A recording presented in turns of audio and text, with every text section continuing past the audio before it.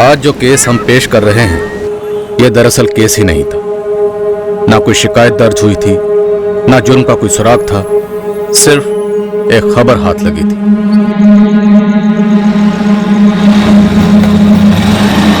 एक ऐसी खबर जो हम तक काफी अजीब और गरीब रास्ते से आई थी।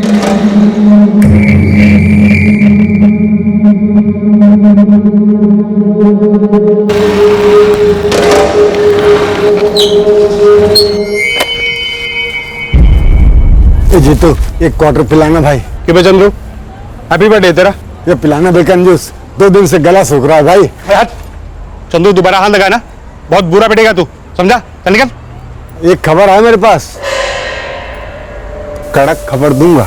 सोडा पानी कुछ नहीं, मीट दूंगा। साले खबरी को खबर देगा वो भी तू? हाँ, खबर सुनेगा, खंबा पिलाएगा। मेरे पास कोई केस है नहीं, मैंने तुझसे कोई टिप मांगी नहीं, फिर तेरे पास ये नई खबर कहाँ से आ गई? हाँ यही तो बात है, इस बार खास खबर से खास केस निकलेगा, देख लेना तू। और तुझे खबरियों का वो मिलेगा, वो क्या, हाँ भारत रत्न मिलेगा तेरे को। मेरे को बस एक हफ्ते की पिला देना, अब उसी में से एक क्वार्टर पिला देना भाई, गला सूख रहा है।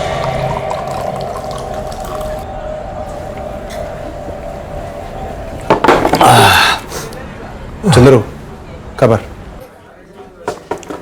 जीतू आज तारीख क्या है भाई?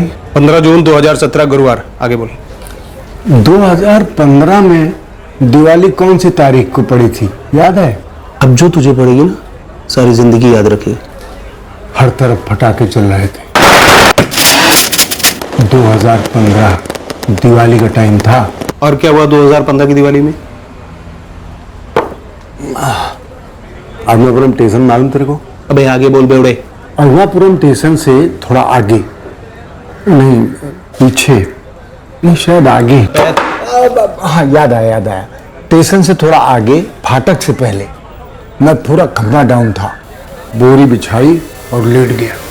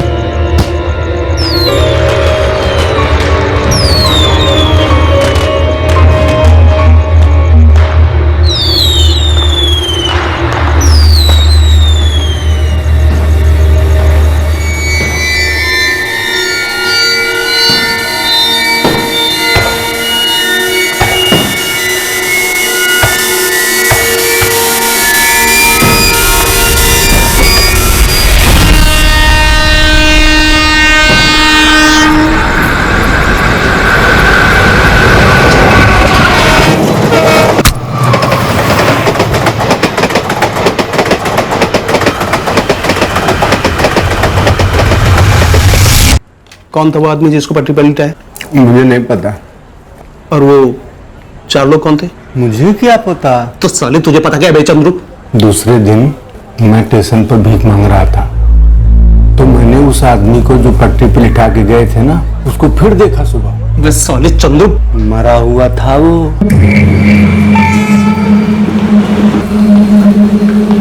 ये अम्मा भूखे को खाना खा। अम्मा 2 दिन से कुछ नहीं खाया। अम्मा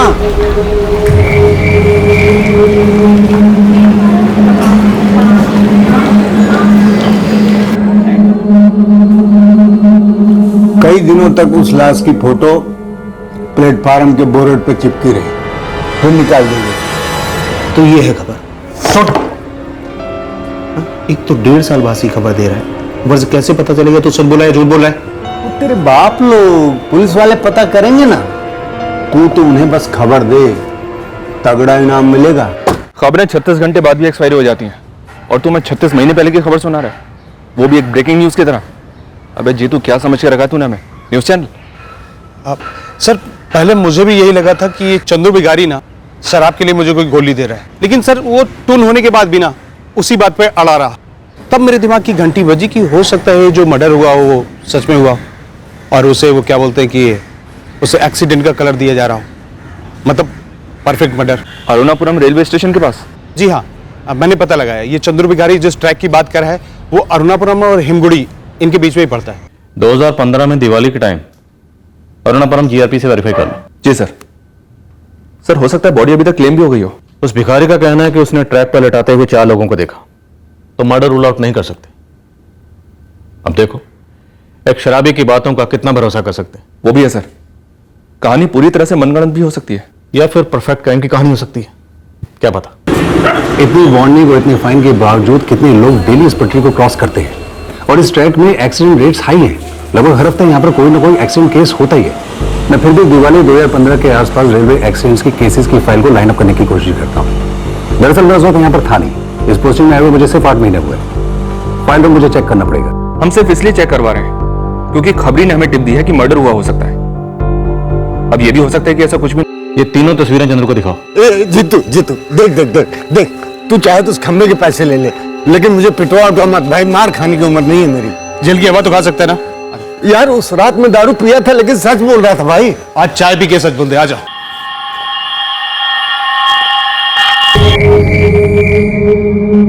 दिवाली का टाइम था, पक्का तू टाइट होगा, ट्रैक पर अंधेरा भी होगा, फिर भी तू पहचान गया। कहीं ऐसा तो नहीं दारू वारू के चक्कर में इस जीतू को गोली दे रहा है? नहीं नहीं नहीं साहब, भाटली कसम, 4 लोग थे साहब, और आकर इस आदमी को पटरी पे लिटा गए, मैंने आंखों से देखा था। सर अरुणापुरम जीआरपी ने 1 नवंबर 2015 से 15 नवंबर 2015 तक की सभी मिसिंग कंप्लेंट छानी, लेकिन कोई मिसिंग कंप्लेंट नहीं मिली उन्हें। फिर रेलवे ने खुद ही इस लाश का क्रियाक्रम कर दिया और बाद में कोई खोजता पूछता भी नहीं आया? जी नहीं सर। हमारे पास एक पेकड़ भिखारी आई विटनेस है और किस्सा भी 1.5 साल पुराना। ईश्वर, क्या ये केस हमें हाथ में लेना चाहिए? नवंबर 2015 से जनवरी 2016 तक सिर्फ अरुणापुरम ही नहीं बल्कि कर्नाटक के हर पुलिस स्टेशन में ये फोटोग्राफ और डिटेल भेजे गए। कहीं पे भी किसी कंप्लेंट के साथ में ये मैच नहीं हुआ। जनवरी में केस क्लोज कर दिया गया। तो अब कहां से स्टार्ट करोगे महेश? तुम्हारे पास सिर्फ एक शराबी का बयान है, कोई मिसिंग कंप्लेंट भी नहीं। सर शायद मिसिंग कंप्लेंट फाइल की ही नहीं गई, या हो सकता है किसी और डिस्ट्रिक्ट में की गई या किसी और स्टेट में। पर सर मेरा इंट्यूशन कहता कि ये मर्डर हो सकता है। ले लो केस। मैं तो कहता हूं कि भिड़ जाओ, कोई प्रेशर नहीं, लेकिन एक मौका है ये प्रूव करने का कि कभी कोई परफेक्ट क्राइम हो ही नहीं सकता। सर डेड बॉडी के फोटोग्राफ्स को फिर से सर्कुलेट करने का कोई सेंस बनता नहीं है। सभी पुलिस थाने में जा चुकी है, सबके फाइल में होंगी। ये केस तकरीबन 1.5 साल पुराना केस है सर। और सर अगर हम ये मान के चलते हैं कि विक्टिम अरुणापुरम या फिर उसके आसपास के एरिया का है, तो फिर विक्टिम के परिवार वालों ने मिसिंग कंप्लेंट दर्ज नहीं कराई होगी। ये वर्किंग क्लास का लगता है और कहीं ना कहीं तो इसका घर होगा जहां ये पिछले 1.5 साल से लौटा ही नहीं। यह अरुणापुरम और यह हिमगुड़ी, और यह है इन दोनों इलाकों के बीच में से गुजरता हुआ वो रेलवे ट्रैक जहां पर आदमी को लटाया गया। और विक्टिम या तो हिमगुड़ी का हो सकता है या अरुणापुरम का, और इन चारों कातिलों में से कोई एक या तो इस एरिया का हो सकता है या इस एरिया का, या ये भी हो सकता है कि ये सब के सब या तो हिमगुड़ी से कनेक्टेड हो या अरुणापुरम से। सर ये अरुणापुरम, हिमगुड़ी, मागीहल्ली, तासीगरी, सेरोनाद, यहाँ कहीं से भी हो सकता है, क्योंकि ये सभी एरिया एक दूसरे से काफी नजदीक है सर। विक्टिम करीब 1.5 साल से घर नहीं लौटा है, उम्र 26 से 29 साल। अब हमें एक अनजान आदमी की पहचान ढूंढ निकालनी, तकरीबन 10 लाख लोगों के बीच में से। विक्टिम का चेहरा हमें नहीं पता, विक्टिम मारा गया, पर जो भी हो ढूंढना तो है।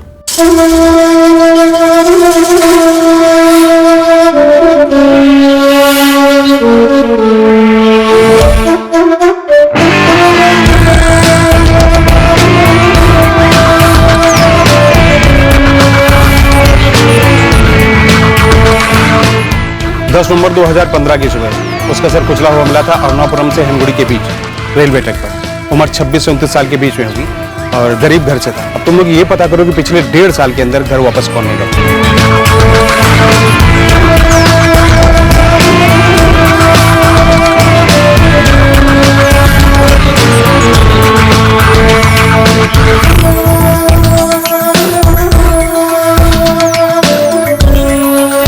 उस मारे गए आदमी की आइडेंटिटी की तलाश जारी है जो अपने घर नहीं लौटा था और साथ साथ हम दूसरे केसेस में भी बिजी थे। और तभी एक दिन वो खबर आई जिसकी उम्मीद काफी कम थी। तू हिमांगी से पूछ ले, वो यहाँ से तीसरी गली में रहती है। अच्छा, इस हिमांगी घर में कोई ऐसा है जो कि पिछले 1.5 साल से घर वापस नहीं लौटा है? हाँ, विजय कोटियान, उसका पति। जहाँ तक मुझे याद है पिछले दिवाली से वो दिखा ही नहीं। और हिमांगी घरों में काम करती है, इस वक्त शायद वो घर पे होगी।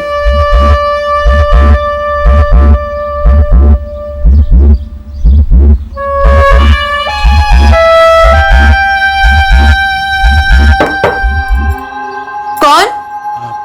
आप हिमांगी कोटियान? हाँ, मैं ही हूँ। आपके पति विजय कोटियान 2015 की दीपावली के टाइम से घर नहीं लौटे। हाँ हाँ, किधर है वो? आप कौन? विजय ने भेजा है? जी नहीं, मैं पुलिस की तरफ से हूँ। पुलिस? विजय जेल में है क्या? जी नहीं, मेरे पास एक फोटो है पर उसका चेहरा नहीं है। चेहरा नहीं है मतलब?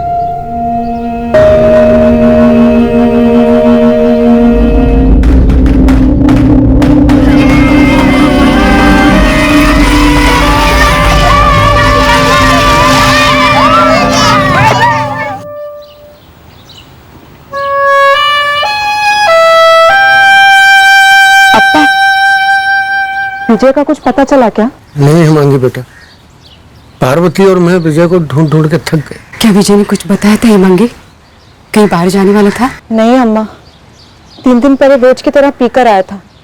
उसके बाद बोला कुछ जरूरी काम है, तो मैं भी मानसी को सुलाकर सो गई। मैं उसकी कंस्ट्रक्शन साइट पर गया था, सबसे मिला वहाँ। सुपरवाइजर, कामगार सब यही बोल रहे थे कि 9 तारीख के बाद इधर आया ही नहीं। साहब, पूरे 1 हफ्ते के बाद तकदीर चमकी है। वो फोटो वाला आदमी मिल गया। क्या मिल गया? सर, विजय कोटियान नाम था उसका, यही मागी हल्ली का रहने वाला था। उसकी पत्नी हिमांगी अपनी बेटी मानसी को छोड़ने अपने सास ससुर के घर गई है। मैं उसे अपने साथ में लेकर आ रहा हूँ। सर, कुछ और अजीब गरीब सी चीजें पता चली है, मैं आकर वहीं पर बताता हूँ आपको। हाँ साहब, मुझे अच्छी तरह से याद है। विजय ने उस रात को यही कपड़े पहने थे, 9 नवंबर को। विजय, कहाँ जा रहे हो? पीकर आए हो? और कितना पियोगे? और जा कहाँ रहे हो? मैं किसी का खून करने जा रहा हूं, ठीक है? और तूने ज्यादा टेंटे की नहीं मांगी, तेरे को भी काट दूंगा मैं, समझी? कहाँ जा रहे हो? विजय पीकर मारता था, बिना पिए भी मारता था। बहुत गुस्सा वाला था साहब। उस रात को भी गुस्से में ही निकला था घर से। ये जो विजय ने घर से जाते वक्त किसी को जान से मारने की बात कही थी, ये यूं ही नशे में कही थी या सच में उसकी किसी से कोई दुश्मनी थी? पता नहीं, कभी कभी तो मुझे भी मारने की धमकी देता था। हमारे एक सोर्स ने 4 लोगों को देखा था तुम्हारे पति विजय को पटरी पर लेटाते हुए। क्या तुम बता सकती हो कि वो लोग कौन हो सकते हैं? मुझे नहीं मालूम। हिमांगी, तुम कह रही थी कि तुमने, तुम्हारे सास और ससुर सबने विजय को काफी ढूंढा, तो फिर पुलिस कंप्लेंट क्यों नहीं कराई? आदत थी उसकी, झगड़ा करके जाएगा, फिर 2-4 दिन तक वापस नहीं आएगा, माँ बाप के घर पे ही रुक जाएगा और उसके बाद चुपचाप कुछ दिन में घर लौट आएगा। हमें लगा इस बार भी। पर इस बार 1.5 साल गुजर गए। जीतू, तू कुछ बताने वाला था ना? जी साहब, इनके घर से पहले भी एक आदमी गायब हुआ था। और कौन गायब हुआ था हिमांगी? मैं उनसे कभी मिली नहीं। उनसे? किनसे? मेरा जेठ, विजय का बड़ा भाई नीलेश अन्ना। ये नीलेश कोटिन कब से गायब है? मेरी शादी के पहले से साहब। कब हुई थी तुम्हारी शादी? 2011 में, लेकिन नीलेश अन्ना तो 2010 से ही गायब थे। विजय ने ही बताया था उनके बारे में। साहब इस विजय के माँ बाप जरूर कुछ बता सकते हैं नीलेश के बारे में। हिमांगी, विजय के पास मोबाइल तो रहा होगा ना? नंबर याद है तुम्हें उसका? नंबर तो याद है पर नंबर सेवा में नहीं है ऐसा बोलता है। कोई बात नहीं, इस पर लिख दो। ये विजय कहाँ काम करता था हिमांगी? मजदूर था, वो बिल्डिंग बनती है ना, वही काम करता था। जिस बिल्डिंग कंस्ट्रक्शन साइट पे काम करता था विजय, वहां उसके कोई दोस्त तो होंगे ही। विजय के 2 दोस्तों को मैं अच्छी तरह से जानती हूँ, एक ओमकार प्रसाद और रतन राव। वो भी विजय के साथ मजदूरी करते थे। नंबर, ये ओमकार प्रसाद और रतन राव, ये दोनों कहाँ मिलेंगे? ओमकार तो हमारे मोहल्ले में ही रहता है साहब। जब विजय खोया था तो उसने ही हमारी मदद की थी।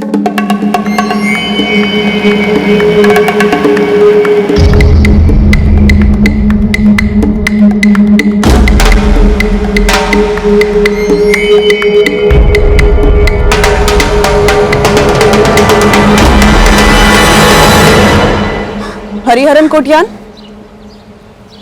जी मैं आपकी वो हिमांगी, उसने आपको आपके बेटे विजय के बारे में बताया? जी बताया। आपकी बहू हिमांगी ने हमें आपके बड़े बेटे नीलेश के बारे में भी बताया। पहले नीलेश चला गया, फिर विजय। अब विजय के बारे में ऐसी खबर आई है कि कुछ ऐसा हुआ है।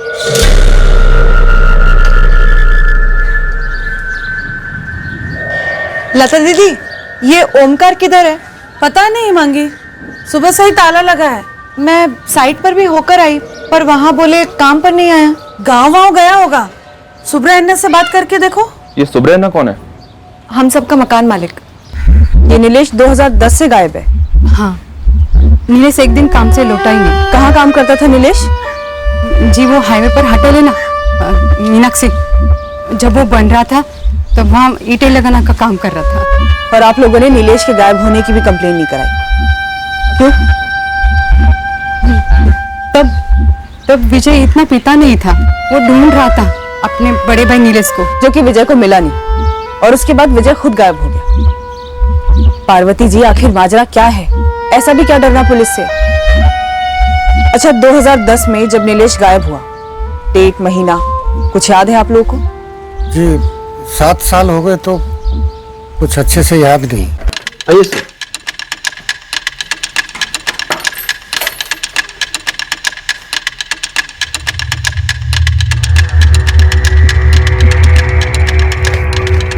सर, लगता है घर बंद करके चला गया ओमकार। फोन ट्राई कर रहा हूँ लेकिन स्विच ऑफ आ रहा है। ओमकार ऐसे कैसे निकल सकते हैं? हमें तो बताया नहीं कुछ। हिमांगी, ये ओमकार अच्छा दोस्त था विजय का? हाँ, जब विजय गायब हुआ था तो सबसे पहले मैं यहीं आई थी ओमकार से पूछने। ओमकार, ओमकार! क्या हुआ हिमांगी? विजय रात भर घर नहीं आया। दारू वारू पीकर कहीं पड़ गया होगा। एक काम कर, तू रतन से पूछ ले। मिला मुझे रतन रास्ते में, उसे भी कुछ पता नहीं है। अरे रतन, विजय को देखा क्या कहीं पे तुमने? नहीं तो क्यों, क्या हुआ? बात क्या है हिमांगी? रात भर घर नहीं आया विजय, मुझे लगा तुमने कहीं देखा होगा। नहीं, मुझे तो नहीं पता। और विजय होकर कहाँ पर होगा? पीकर पड़ा होगा कहीं पर। तू ओमकार से जाके पूछ, मैं इधर देखता हूँ। हिमांगी, क्या तुम आजकल में ओमकार से मिली थी?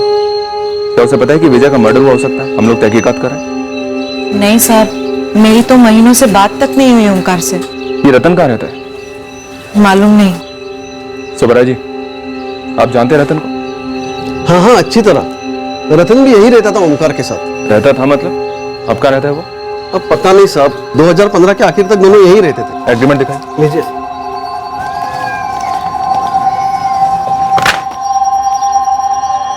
एग्रीमेंट पर रतन राव का नाम, फोटो, एड्रेस कुछ भी नहीं है। ऐसा क्यों? क्योंकि साहब वो बाद में आता रहने। ओमकार मुझसे बोला कि वो उसका बहुत अच्छा दोस्त है, इसके लिए मैंने उसको रहने को दिया। और वो आधा किराया भी देता था, इसके लिए मैंने फिर कागज पत्र वगैरह कुछ बनाया नहीं। ओमकार अपना फोन बंद करके बैठा है, जरूर भागा होगा हमारे आने की भनक लगने पर। हिमांगी, मैं साफ साफ बताऊं, तुमने तो कुछ नहीं बोला है ना उसे हमारे बारे में? नहीं साहब। तो फिर लफड़ा क्या है? तुम्हारा पति गायब है, पूरे 1.5 साल हो चुके हैं और तुमने शिकायत भी नहीं की। और 1.5 साल से मैं इंतजार कर रही हूँ साहब उसका। कि आज आएगा कल आएगा मेरी बेटी को उसका बाप मिल जाएगा, जबकि जानवर की तरह पेश आता था विजय मुझसे, और अब लफड़ा पूछ रहे हो। लफड़ा तो हो गया साहब, अब मेरा पति कभी वापस नहीं आएगा, मेरी बेटी को उसका बाप कभी नहीं मिलेगा। ये केस अजीबोगरीब तरीके से शुरू होता है और अब और भी अजीब होता जा रहा है। ये विजय कौटियन 2015 में मिसिंग होता है, मारा जाता है और 1.5 साल तक इसकी कोई भी मिसिंग कंप्लेंट फाइल नहीं करवाई जाती। और सर, ये विजय कोटियान का बड़ा भाई नीलेश कोटियान, ये 2010 से गायब है, 7 साल हो चुके हैं, पर इसकी भी मिसिंग कंप्लेंट दर्ज नहीं की गई है। और ये ओमकार प्रसाद, विजय कोटियान का दोस्त, ये आज सुबह से गायब हो गया सर। इसका मोबाइल भी स्विच ऑफ है। और इस ओमकार के साथ रहने वाला विजय का दूसरा दोस्त रतन राव, वो पिछले 1 साल से गायब है। उसका तो कोई फोटो भी नहीं हमारे पास सर। सर, इस विजय की पत्नी हिमांगी, इस पे डाउट जा रहा है, स्ट्रॉन्ग डाउट। आई मीन, एक पति की मार से परेशान औरत जिसका पति अचानक गायब हो जाता है, एक तरह से उसे छुटकारा ही मिल गया। पर सर, जैसे ही हिमांगी को पता चला कि हम पता कर रहे हैं विजय के बारे में, सर चौंक गई। सर, मुझे ऐसा लगता है कि हिमांगी ने ही ओमकार को टिप ऑफ किया होगा, उसके बाद ओमकार गायब हो गया। सर, आई थिंक विजय के केस में ये ओमकार और हिमांगी दोनों इन्वॉल्व है। हिमांगी पर तुम्हारा शक इस बुनियाद पे है क्योंकि 1.5 साल तक ना तो उसने अपने पति विजय को ढूंढा और ना ही उसे ढूंढने में पुलिस की कोई मदद ली।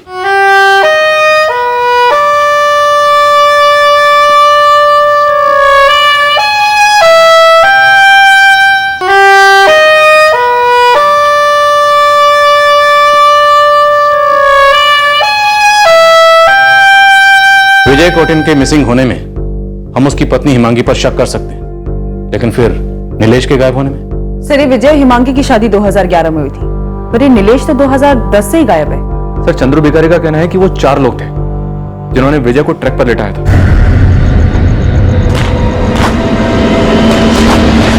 सर, अभी तक हमें विजय के सिर्फ 2 दोस्तों के बारे में पता चला है। एक तो ये ओमकार प्रसाद और दूसरा है रतन राव, जिसका अभी तक हमारे पास फोटो नहीं है। और सर, इन 4 लोगों में एक इस ओमकार के होने के पूरे चांसेस हैं। तो जैसे इसे पता चला कि हमें पता चल चुका है, तुरंत फरार हो गया। इस विजय कोटिन के फोन रिकॉर्ड्स निकलवाओ, हो सकता है उसमें रतन राव का नंबर नजर आ जाए। और सर, मैं विजय कोटियान के बड़े भाई नीलेश कोटियान के केस को खंगालती हूँ। हाईवे के पास मीनाक्षी होटल के कंस्ट्रक्शन पे ये काम कर रहा था, जो बिल्डिंग तो कब की पूरी हो चुकी है सर। आई थिंक 2010 के कॉन्ट्रैक्टर लिस्ट में इस नीलेश का नाम जरूर होना चाहिए। और मुझे लगता है कि हमें 2010 के जितने भी रेलवे ट्रैक पर एक्सीडेंट केसेस हैं, सब खंगालने चाहिए। हो सकता है 2015 में जो विजय के साथ हुआ, वही 2010 में नीलेश के साथ भी हुआ। इस अजीबोगरीब केस में कुछ भी मुमकिन है। ये केस बड़ा बनता जा रहा है। हो सकता है भिखारी चंद्रू की छोटी सी टीम किसी बड़े कांड का पिटारा खोल दे।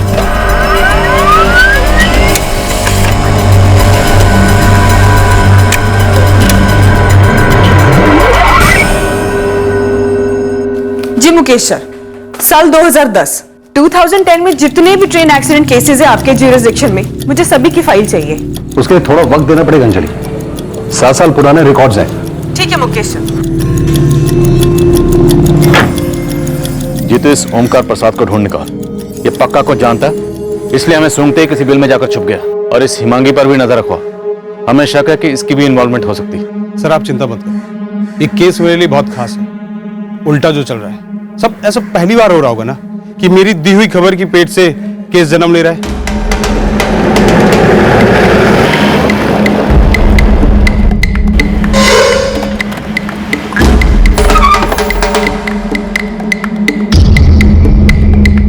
दो नंबर मैसेज कर रहा हूं, ये दोनों नंबर स्विच ऑफ हैं, पर दोनों के रिकॉर्ड्स चाहिए। कंज्यूमर फॉर्म से लेकर सपोर्टिंग डॉक्यूमेंट्स तक पूरी फाइल। हाँ, 2015 के ही रिकॉर्ड्स मांग रहा हूं। ये तो ओमकार है, ये मेरे यहाँ का ही कारीगर है, लेकिन 2 दिन से काम पे नहीं आया। रामडे गन्ना, ये ओमकार ना मर्डर केस में शामिल हो सकता है। 2015 का केस है। तू पद्माकर से मिल, वो कई सालों से यहाँ अलग अलग कंस्ट्रक्शन साइट पे काम कर रहा है। शायद वो जानता होगा कि ये ओमकार कहाँ हो सकता है, और वो पक्का रतन को भी जानता होगा। ये पद्माकर कहाँ मिलेगा?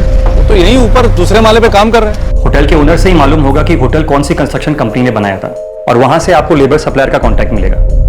वैसे 7 साल पहले की बात कर रही हैं आप, 2010 की? जी पराग जी, 2010। उस वक्त साइट पर काम कर रहे नीलेश कोटियान को ढूंढ रहे हैं हम, तो 7 साल पीछे तो जाना ही पड़ेगा।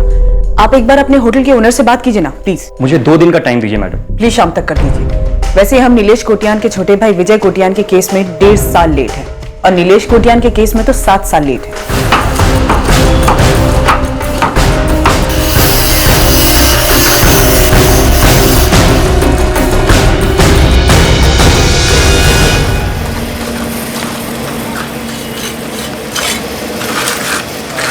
पद्माकर। हाँ, मैं ही हूँ पद्माकर। तुम ओमकार प्रसाद और रतन राव को जानते हो? हाँ, दोनों को जानता हूँ। हमारी तरह मजदूर है। क्यों, क्या हुआ? ओमकार प्रसाद गायब है और रतन राव को कुछ पता नहीं। बता सकते हो कहाँ मिलेंगे? अरे कार्तिक, हाँ, ये ओमकार के बारे में पूछ रहे हैं। अरे भाई, वो तो 2 दिनों से काम पर ही नहीं आया है। मालूम है मुझे। माजरा क्या है? और तुम कौन हो? मैं पुलिस का मजदूर। अच्छा सुनो, लगभग 1.5 साल पहले यहां से एक मजदूर गायब होता, विजय कोटियान। जानते हो उसे? दीपावली के टाइम पे। विजय को ना जानता हूं मैं। उसका बड़ा भाई नीलेश, वो भी कई साल पहले गायब हुआ था, मालूम है मुझे। नीलेश भी पहले हमारे साथ ही काम करता था। देख भाई जीतू, तू ना अपने माई बाप पुलिस वाले को बोल दे कि अगर ये ओमकार प्रसाद कुछ करके भाग गया होगा ना, तो ये जरूर मध्य प्रदेश गया होगा। मध्य प्रदेश तो काफी बड़ा है। देखो, और कुछ मुझे पता नहीं। जहां तक मुझे याद है, पहले उसका वहां से अप डाउन होता था। ठीक है। और ये रतन राव? ये रतन तो काफी टाइम से दिखा नहीं है, बहुत टाइम हो गया। अच्छा कार्तिक, ये रतन ये किस तरफ का है? ये तो अब पद्माकर। अरे रतन, तू भूल गया क्या? अरे वो तो उस साइड रहते हैं ना, वो गुंटूर कहीं आंध्रा में। हाँ, मैंने सुना है कि ये विजय का मर्डर हो गया है। सच है क्या? हाँ सच है। और एक बात, ये विजय कोटियान की पत्नी हिमांगी है ना, पुलिस को उस पर शक है कि ये विजय के मर्डर में उसका हाथ हो सकता है। ऐसा क्या? माजरा क्या है? एक गवाह है जिसने 2015 को दीपावली की रात में 4 आदमी को देखा था अपने इस विजय कोटियान को ट्रेन की पटरी पर लिटाते हुए। उसमें विजय के 2 दोस्तों को हमने पहचान लिया है, एक ओमकार प्रसाद और दूसरा रतन राव। ये बाकी 2 कौन है, तुम लोग बता सकते हो? हम क्या बताएं, हमें तो वैसे ही ये सुन के डर लग रहा है कि अपने विजय का मर्डर हो गया। और भाई जीतू, तू ये जो हिमांगी, उससे दूर ही रहना, बड़ी चालाक औरत है वो। चालाक से तेरा क्या मतलब है कार्तिक? देख, जब से विजय गायब हुआ है ना, तब से मोहल्ले से लेकर साइड तक सब लोग यही कह रहे हैं कि हिमांगी जो थी वो विजय से छुटकारा चाहती थी और बस इसलिए उसने अपने पति को रास्ते से साफ कर दिया।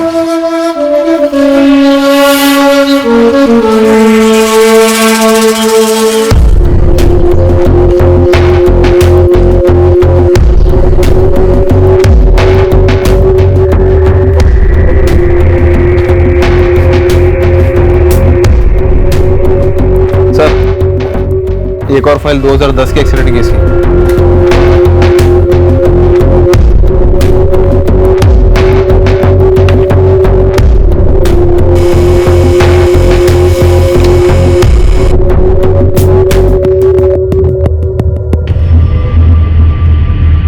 नवंबर 2015 की शाम को विजय कोटियान के फोन पर आखिरी कॉल इस रतन राव का है। और उसके बाद से रतन का फोन स्विच ऑफ हुआ था। वैसे इन दोनों दोस्तों के बीच काफी बातचीत होती थी सर, ओमकार के साथ भी। विजय कोटियान के कत्ल के केस में अभी ओमकार और रतन दोनों हमारे प्राइमरी लिंक्स, इसमें कोई शक नहीं। ओमकार अंडरग्राउंड है सर, हिमांगी रडार पर है। अब बस इस रतन का पता चल जाए तो शायद इस केस में हम नेक्स्ट लेवल पर पहुंच सकते हैं। और विजय के बड़े भाई नीलेश, उसके केस में क्या प्रोग्रेस है? अरुणापुरम से 2010 के सारे रेलवे एक्सीडेंट केसेस की फाइल्स बहुत जल्दी आ जाएंगी सर। अंजलि मीनाक्षी होटल के कंस्ट्रक्शन सुपरवाइजर को ट्रैक कर रही है, जहां ये नीलेश 7 साल पहले मजदूरी करता था।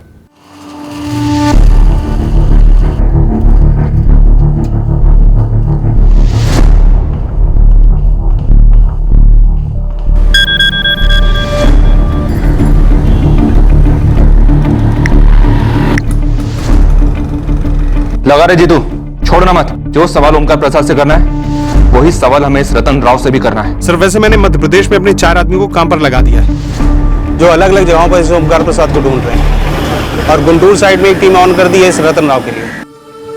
2010 में कुल मिला के कितने एक्सीडेंटल डेथ केसेस हैं? कुछ 68 फाइल्स हैं मैडम, सब के सब रेलवे की पटरी पर हुए एक्सीडेंट केसेस हैं। इनमें से ज्यादा तो शराबी और गर्दुले थे जो नशे की हालत में ट्रैक पर गिर गए। कुछ सुसाइड केसेस भी हैं मैडम। कुछ 68 फाइल्स हैं मैडम, सब के सब रेलवे की पटरी पर हुए एक्सीडेंट केसेस हैं। इनमें से ज्यादा तो शराबी और गर्दुले थे जो नशे की हालत में ट्रैक पर गिर गए। कुछ सुसाइड केसेस भी हैं मैडम।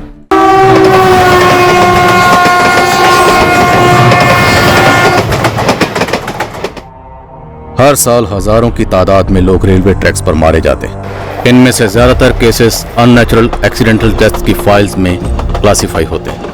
कई लाशें लावारिस बनकर पड़ी रहती हैं जिनका रेलवे द्वारा क्रियाक्रम कर दिया जाता है। कभी कभार, जैसे कि इस केस में, मर्डर को एक्सीडेंट का रंग देकर उस संगीन जुर्म को एक्सीडेंट फाइल्स में छुपा दिया जाता है। गुजरते वक्त के साथ साथ ये साफ होता गया कि विजय कोटियन का case clear cut murder case था और 2010 की फाइलों में से भी हमें विजय कोटियन के केस से काफी मिलता जुलता केस मिलने वाला था और उसमें भी शायद मर्डर को एक्सीडेंट का लिबास पहना दिया गया था। और ये केस था विजय के बड़े भाई। सर 2010 के 68 केसेस में से ये केस ऐसा है जिस पर डाउट जा रहा है। ये सितंबर 2010 का है। और सर इस केस में भी बॉडी ज्यों की त्यों है, सिर्फ सर ट्रेन के नीचे आके कुचल गया है, बिल्कुल विजय कोटियन के केस की तरह।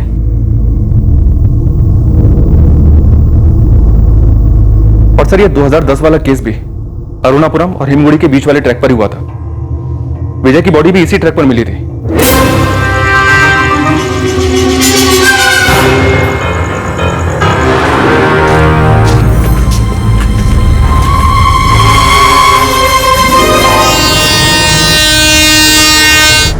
अब शायद हम एक नहीं, दो मर्डर केसेस का सामना कर रहे हैं।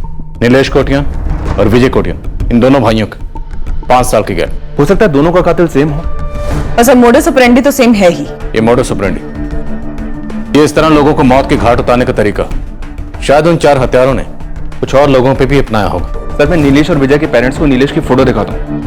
हालांकि ऐसी हालत में उनके लिए पहचान पाना थोड़ा मुश्किल होगा, फिर भी ट्राई करता हूँ। शायद नीलेश के कपड़ों से पहचान जाए।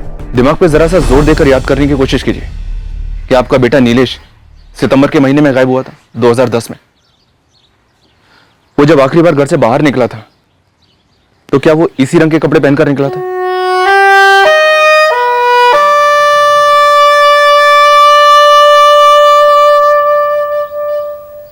हरी जी, पार्वती जी, क्या ऐसा कोई भी है जो हमें नीलेश के बारे में और जानकारी दे सकता है, जो उसके करीब था?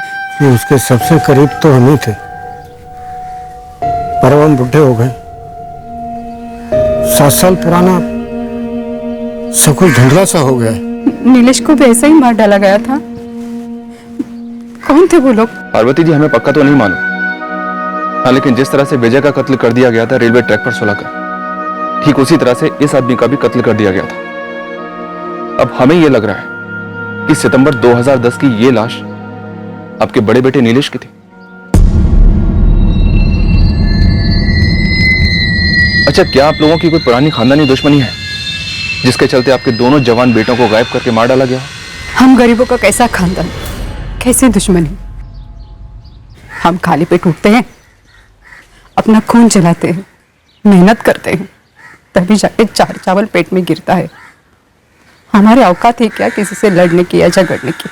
सॉरी मैडम, थोड़ा टाइम लगा हमारे होटल की कंस्ट्रक्शन कंपनी तक पहुंचने में, लेकिन लेबर सुपरवाइजर से कांटेक्ट हो गया। Thank you Parag ji, please इस सुपरवाइजर का नंबर फॉरवर्ड कर दीजिए तुरंत। जी मैडम, मैं अभी फॉरवर्ड करता हूँ। नाम क्या है इस लेबर सुपरवाइजर का? लेबर सुपरवाइजर का नाम है गिरीश किन्नी। हेलो हेलो, हाँ कौन बोल रहा है? मैं assistant sub inspector Anjali Shetty बोल रही हूँ, क्राइम ब्रांच से। क्या बात है मैडम? गिरीश, 2010 में हाईवे पर होटल मीनाक्षी का कंस्ट्रक्शन चल रहा था। वहां पे तुम्हारा एक लेबर काम कर रहा था, नीलेश कोटियन। वो नीलेश कोटियन, वो मागेली वाला? नहीं, ये देख के तो नहीं बता सकता कि ये नीलेश कोटियन है। मतलब वैसे भी 7 साल हो गए, सैकड़ों मजदूर आए गए, और उसमें इसका चेहरा भी तो। गिरीश, ये मर्डर केस है। जिस तरह नीलेश के छोटे भाई विजय का मर्डर हुआ 2015 में, उसी तरह 2010 में खुद नीलेश के भी मर्डर होने की संभावना है। छोटे मजदूर आदमी का कत्ल करके किसको क्या मिलने वाला है? वही तो हम जानना चाहते हैं गिरीश। और सिर्फ इतना ही नहीं, हमें डाउट है जिस तरह से इन 2 भाइयों को मार दिया गया रेलवे ट्रैक पे लिटाकर, उसी तरह से उन लोगों ने और भी कई लोगों को मारा हो सकता है। अच्छा गिरीश, एक बात बताओ, ये जो मीनाक्षी होटल का कंस्ट्रक्शन साइट है जहाँ पे नीलेश काम करता था, क्या वहां पे इसका कोई ऐसा झगड़ा हुआ था जिसमें उसका छोटा भाई विजय भी शामिल हो? नहीं मैडम, ऐसी तो कोई बात नहीं थी। ये नीलेश एकदम सीधा साधा गाय आदमी था मैडम। हाँ, जब ये गायब हो गया तो उसके बाद वो कविता आती थी इसके बारे में पूछने के लिए। कौन है ये कविता?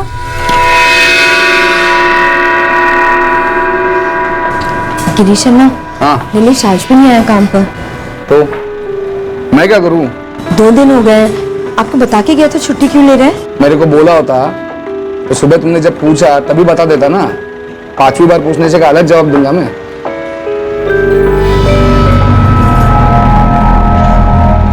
गिरीश, ये कविता भी कहाँ मिलेगी?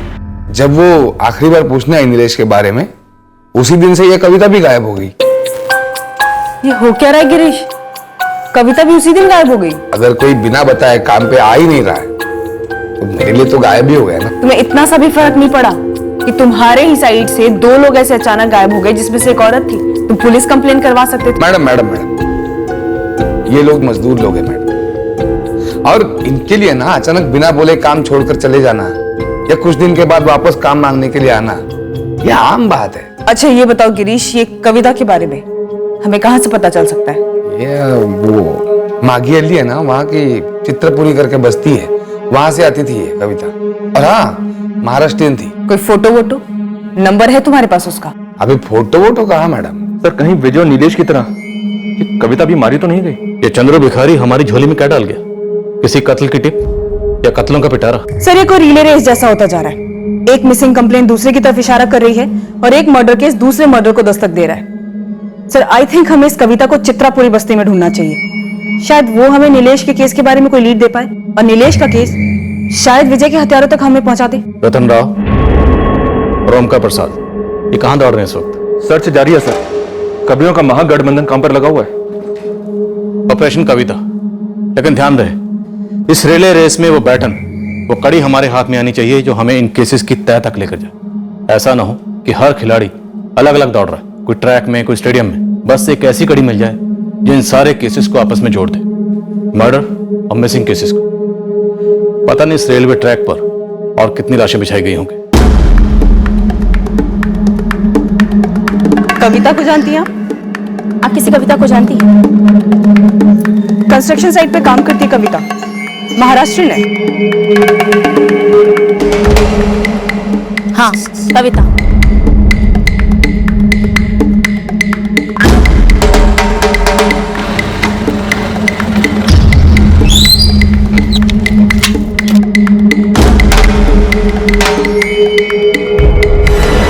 हाँ, अच्छी तरह से जानती हूँ कविता को। पूरा नाम क्या है इस कविता का? शादी के पहले था कविता मोरे और शादी के बाद हो गया कविता मालगी। अच्छा, तो उसका पति भी है। कहाँ रहता है वो? आपको मालूम नहीं? अरे 2009 में उसका पति अचानक गायब हो गया। गायब हो गया? कहाँ, यहीं चित्रापुरी से? हाँ, अरे 1 नंबर का बेवड़ा था। एक दिन गया बार में दारू पीने और अचानक से गायब हो गया। पूरा नाम क्या था इसके पति का? दयानंद मालगी। मैडम, यही हमारे साथ साइट पे मजदूरी करता था। अरे कविता पे इतना हाथ साफ करता था, जानवरों जैसा मारता था। पर पुलिस में किसी ने इस मारपीट की कंप्लेन तो नहीं कराई होगी। अरे पति पत्नी के झगड़े में कोई पुलिस को लाता है क्या? और यही सोचकर पता नहीं कितनी सारी औरतें अपनी जान गंवा बैठती हैं। खैर गौरी जी, मुझे ये कविता चाहिए, कहाँ मिलेगी? क्या मैडम? अरे उसका पति दयानंद गायब होने के बाद कुछ 1 साल बाद कविता भी यहाँ से चली गई। कोई तो होगा ऐसा बस्ती में जिसके साथ उसने वास्ता रखा। हाँ, कविता की एक खास दोस्त थी, नफीसा। नफीसा वो है या वो भी गायब? अरे नहीं मैडम, अभी तक तो है। मतलब यहाँ चित्रपुरी में नहीं, यही बाजू में मागी हल्ली है ना, वो बस्ती में रहती है। अरे पिछले हफ्ते मैं गई थी ना बाजार में, वहां दिखी थी मेरे। आपके पास नंबर है उसका? नंबर नहीं। आज के बाद आप रोज मागी हल्ली जाएंगे और वहां जाने के बाद आप नफीसा का इंतजार करेंगे। जैसे ही आपको नफीसा दिखती है, आप तुरंत उससे हमारा कांटेक्ट करेंगे। ठीक है मैडम।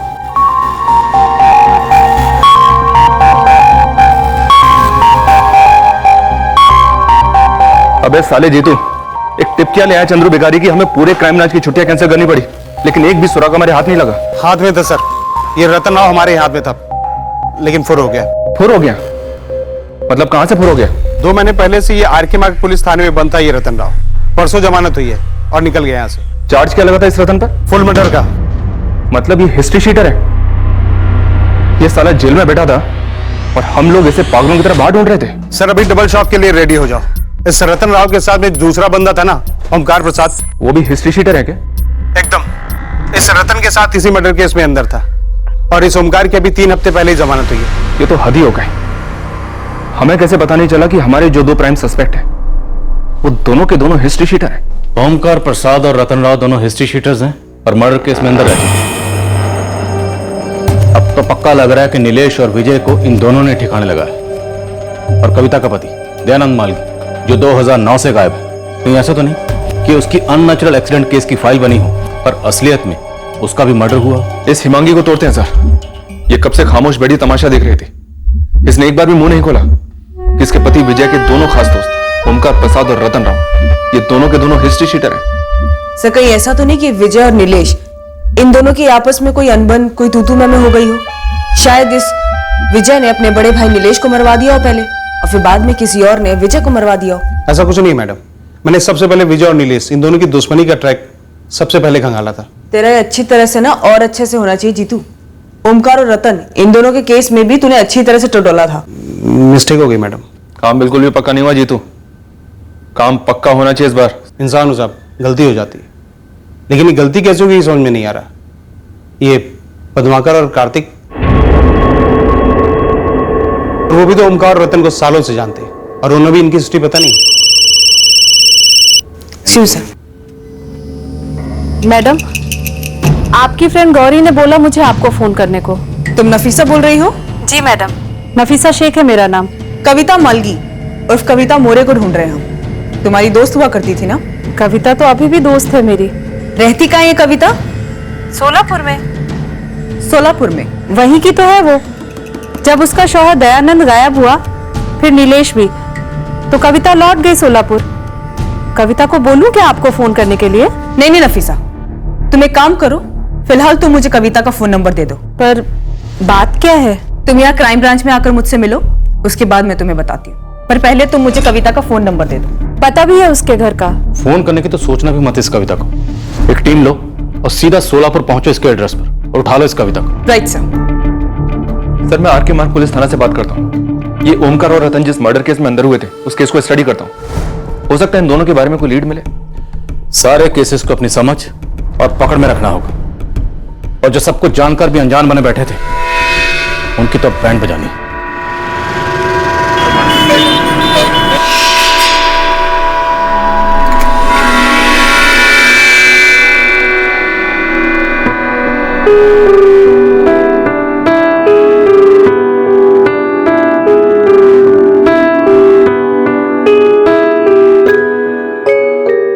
इन्फॉर्मेशन का एक छोटा सा तिनका कई डूबे हुए केसेस को बाहर उभार लाया था, हमारी तहकीकात की नैया को आगे बढ़ा पाया था, पर किनारा अभी बहुत दूर था। हमें एक से एक पेचीदा बवंडरों का सामना करना था। सोलापुर पहुंचते पहुंचते यह सवाल पूरी टीम के जहन में डुबकियां लगा रहा था, क्या हम कविता तक पहुंच पाएंगे?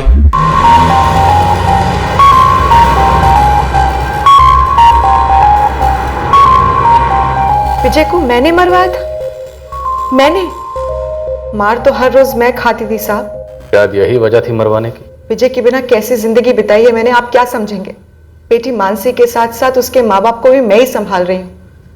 5-5 घरों में काम करती हूँ और आप मुझ पे शक कर रहे हैं। ओमकार प्रसाद और रतन राव दोनों फरार हैं। मर्डर केस में दोनों जमानत पर थे, पर तुमने क्यों नहीं की? हमें पता तक नहीं लगने दिया। मुझे भी आज ही पता चला है और ओमकार और रतन जेल जा चुके हैं, मुझे इस बारे में कुछ नहीं पता था। और वो तो विजय के अच्छे दोस्त थे, कितनी मदद की थी उन्होंने मेरी विजय को ढूंढने में।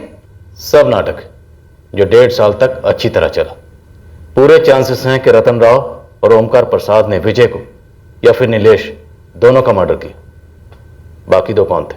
मुझे कैसे पता होगा साहब? क्योंकि शायद तुम 5वीं हो। ओमकार यहीं मागी हली में था जब हम विजय के कत्ल की पूछताछ के लिए तुम तक पहुंचे। तुमने उसे इन्फॉर्म कर दिया और वो फरार हो गए। सक हम पे नमक मत रगड़ो साहब, मेरी छोटी बच्ची है। अभी तक मैंने उम्मीद नहीं हारी थी, हर रोज राह देखती थी, आज आएगा विजय, कल आएगा विजय। और रतन और ओमकार के बारे में मुझे कुछ मालूम नहीं था। और अगर वाकई में उन्होंने विजय का खून किया है तो सबसे पहले मुझे पूछना है क्यों।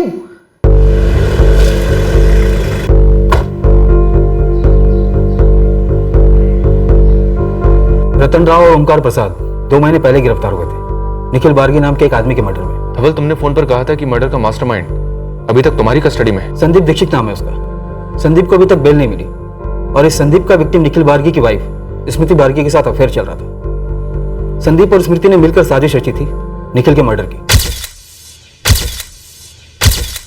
इन्होंने इस कत्ल को चोरी का एंगल देने की कोशिश की थी, लेकिन हमें दाल में कुछ काला लगा। निखिल की पत्नी स्मृति साफ साफ हमारी मुख्य संदिग्ध थी और वो कन्फेस भी कर गई थी कि उसने अपने प्रेमी संदीप के साथ मिलकर निखिल का मर्डर करवाया। संदीप को तोड़ा तो उसने खुलासा किया कि उसने रतन राव और ओमकार प्रसाद को सुपारी दी थी निखिल बार्गी के खात्मे के लिए। हमें कोई इंटीमेशन ही नहीं मिला कि आप लोग रतन राव की तलाश में। धवल, मुझे संदीप से क्वेश्चनिंग करनी है।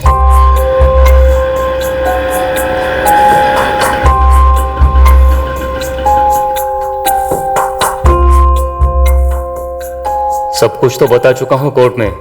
फिर से बोल संदीप। सुपारी मैंने रतन राव को दी थी। ओमकार प्रसाद को रतन ही लाया था। ये रतन कहां से मिला? पुरानी पहचान थी, नंबर था रतन का। मालूम था कि पैसों के लिए वो कुछ भी करेगा।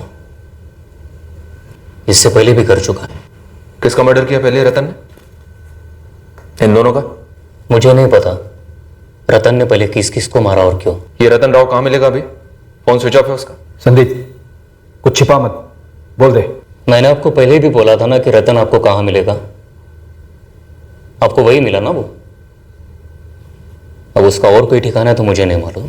कोई और जानकारी है उसके बारे में जो हमारे काम आ सके? रतन और ओमकार के साथ एक और बंदा आने वाला था। ओमकार लाने वाला था उसे। कार्तिक गिरी करके बंदा था। तो पहले क्यों नहीं बताया इस कार्तिक गिरी के बारे में? वो काम के लिए आया ही नहीं, तभी तो नहीं बताया। ये कार्तिक गिरी भी कंस्ट्रक्शन साइट पे काम करने वाला मजदूर है क्या? पता नहीं साहब। वो तो रतन मुझसे बोला था कि मर्डर के लिए और 2 आदमी उसके साथ आएंगे। ओमकार को तो मैं मर्डर की रात को मिला। वो ओमकार से पता चला कि कोई कार्तिक भी आने वाला था पर नहीं आ पाया। सर एक बैड न्यूज है, अभी कार्तिक गिरी यहाँ से गायब हो गया। ये हो क्या रहा है जी? तो इस केस में लोग गायब होते हैं फिर मरे हुए पाए जाते हैं, और जिन लोगों की लीड हमको मिलती है वो लोग भी गायब हो जाते हैं। सर यही सारी चीजों से मेरा दिमाग का दही हो रहा है। लेकिन सर वो उस कार्तिक के साथ में जो दूसरा बंदा था ना पद्माकर, वो अभी भी यही है। अभी मेरी उससे बात हुई। कार्तिक तो मेरा सिर्फ दोस्त है, वो भी यहाँ काम पे। बाकी टाइम वो क्या करता है क्या नहीं कैसे पता चलेगा? जब मैंने तुझसे और कार्तिक से पहले बात की तो तूने क्या बोला था कि तू ओमकार प्रसाद, रतन राव, नीलेश और विजय कोटियान इन सब को जानता है। अरे एक साथ मिट्टी उठाते थे हम। लेकिन तुझे कभी यही पता नहीं चला कि वो किस मिट्टी से बने। ओमकार प्रसाद और रतन राव दोनों हिस्ट्री शीटर हैं। ये लोगों की कुंडलियां निकलवाना तुम खबरियों का काम है, हम मजदूरों का नहीं। तू एक काम कर, हमारे सुपरवाइजर रामटेक अन्ना के पास जा और उसका सर खा। ये बात तो मेरी समझ के बिल्कुल बाहर है कि कोई विजय और नीलेश जैसे गरीब मजदूरों का मर्डर वर्डर क्यों करेगा। दूसरी बात, वो कार्तिक 2 दिन से काम पे नहीं आया। अब इतनी सी बात से मेरी ट्यूबलाइट कैसे जलेगी कि ये कार्तिक भी उस ओमकार की तरह पुलिस से बचता भाग रहा होगा। सर मैं इस कार्तिक के घर पर होके आया, ताला लगा है वहाँ पर। उसके पड़ोसियों ने बताया कि वो बोरिया बिस्तर लेकर गायब हो गया। 2015 में दिवाली का टाइम 9 नवंबर को तेरे चंद्रू बिगारी ने 4 लोगों को विजय को पटरी पर लिटाते हुए देखा था। उन चारों में से 3 ये हो सकते हैं, ओमकार प्रसाद, रतन राव और ये कार्तिक गिरी। हमें इन तक पहुंचना है, इनको पकड़ना है जीतू। इन तीनों के पीछे मेरी पूरी फौज पड़ी। सर मैंने उस कविता के बारे में बताया था ना आपको, तो नीलेश के गायब होने के बाद बार बार उसे पूछने आती थी 2010 में। वो जिसका पति दयानंद 2009 में गायब हुआ था? जी सर भाई। मुझे लगता है इस कविता का इस केस के साथ जरूर कुछ लेना देना सर, क्योंकि नीलेश के गायब होने के बाद वो भी गायब हो गई थी यहाँ से।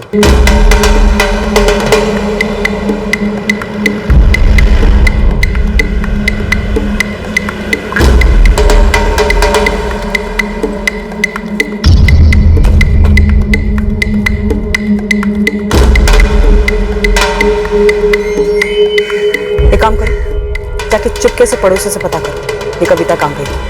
कहीं ऐसा तो नहीं कि उसकी दोस्त नफीसा ने उसको पहले से वार्न कर दिया? नहीं साहब, आपकी वो अंजलि मैडम ने कविता को कुछ बताने के लिए मना किया था, तो फोन तक नहीं किया मैंने कविता को। कविता का नीलेश कोटियान के साथ कोई रिश्ता था? मुझे सिर्फ इतना ही पता है कि नीलेश कविता के साथ काम करता था। 2010 में नीलेश गायब हुआ और 2015 में नीलेश का छोटा भाई विजय। पूरी पॉसिबिलिटी है कि दोनों का कत्ल हुआ। ये कत्ल वत्ल तो मैं नहीं जानती, पर कविता 2007 में सोलापुर से माघी हल्ली आई, पर मेरी उससे दोस्ती 2008 में हुई, जब मेरा पड़ोसी दयानंद मालगी उसे ब्याह कर लेकर आया चित्रापुर बस्ती में, जहां मैं पहले रहती थी। और दयानंद मालगी गायब हुआ 2009 में, तो हो सकता है दयानंद मालगी का भी मर्डर हुआ, वैसे ही जैसे शायद नीलेश और विजय का हुआ।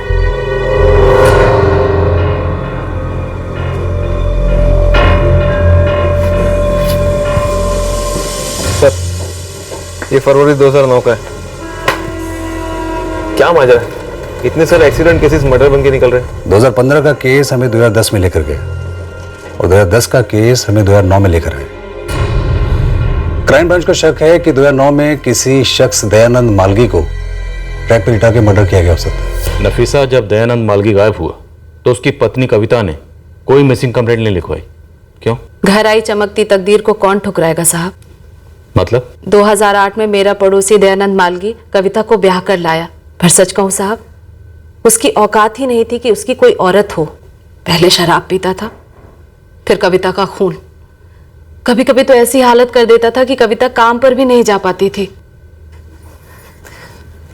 भाग जा कविता, छोड़ दे दयानंद को, तोड़ दी ये शादी। कभी कभी मैं भी यही सोचती हूँ नफीसा दी, पर हिम्मत ही नहीं होती। अगर हिम्मत होती तो उस दयानंद से कभी शादी नहीं करती, पर आई को ना बोलने की हिम्मत नहीं थी मुझ में। अब भी देर नहीं हुई है, 6 ही महीने तो हुए हैं तेरी शादी को, उसमें ये हाल है। पता नहीं आगे दयानंद तेरे साथ क्या करेगा। कविता, मुझे तेरी फिक्र है, इसीलिए कह रही हूँ, कब तक चलेगा ऐसा? पता नहीं नफीसा दी, कोई इतना जानवर कैसे हो सकता है। मेरी रूह कांप उठती है जब रात को वो दरवाजा खटखटाता है।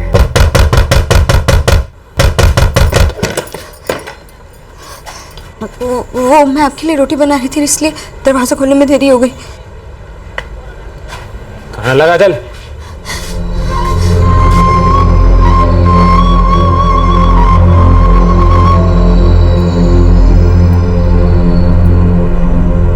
उसके वैश्यपन को सह नहीं पा रही थी कविता, लेकिन भागकर जाने की हिम्मत भी नहीं जुटा पा रही थी वो। 1 साल ये सब सहते सहते जिंदा लाश बन गई थी वो साहब। वो तो कविता की तकदीर अच्छी थी कि एक रात दयानंद लौटा ही नहीं और उस दरवाजे पर दहशत वाली दस्तक रुक गई।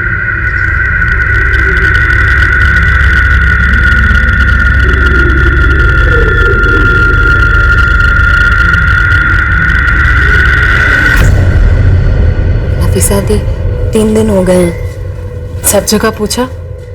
दयानंद जिस दारू के अड्डे पर पीता था वहां गई? सब लोगों का यही कहना है कि उन्हें नहीं पता।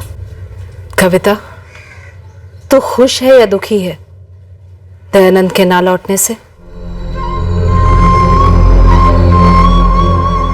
इसीलिए कविता ने पुलिस कंप्लेंट दर्ज ही नहीं करवाई, इस डर से कि कहीं पुलिस दयानंद को ढूंढकर वापस ना ले आए। जी साहब, दयानंद के गायब होने से कविता पर कोई फर्क नहीं पड़ा।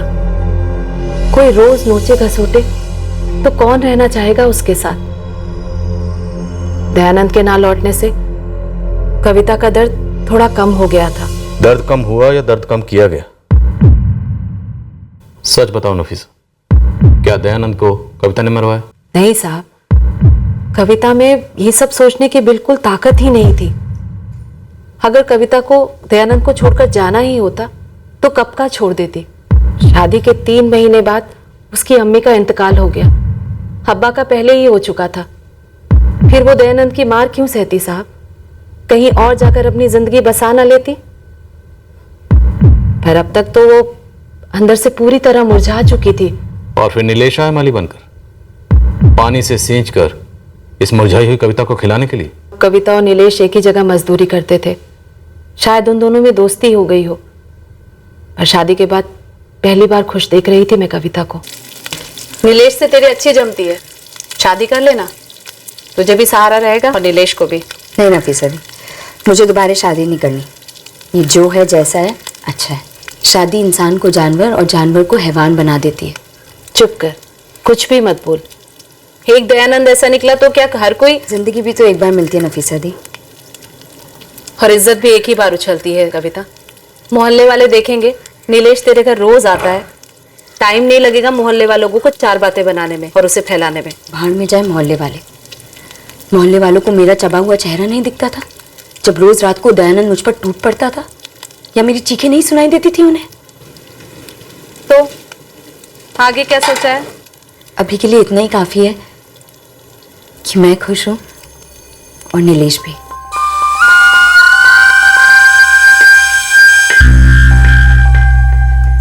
हमें एक दूसरे का साथ पसंद है।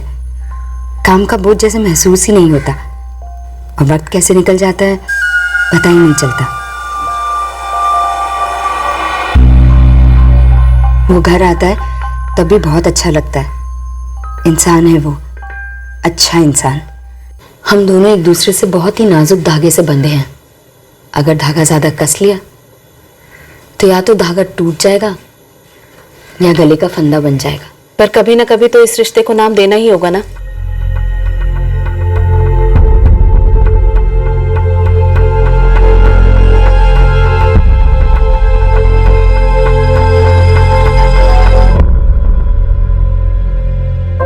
और जब नीलेश गायब हुआ, कविता इस कदर टूटी कि उसने हमेशा के लिए लौट जाने का फैसला किया।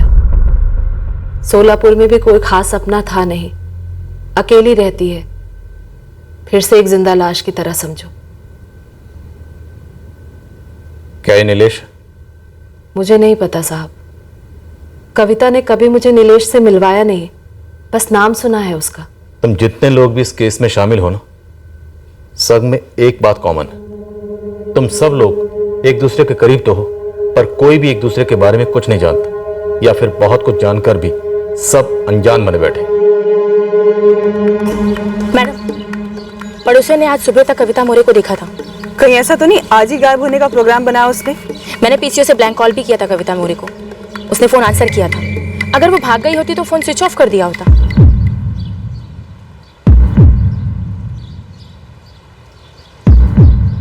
कविता मोरे जी, हम तुम्हें लेने आए हैं कविता, क्राइम ब्रांच से। पर क्यों?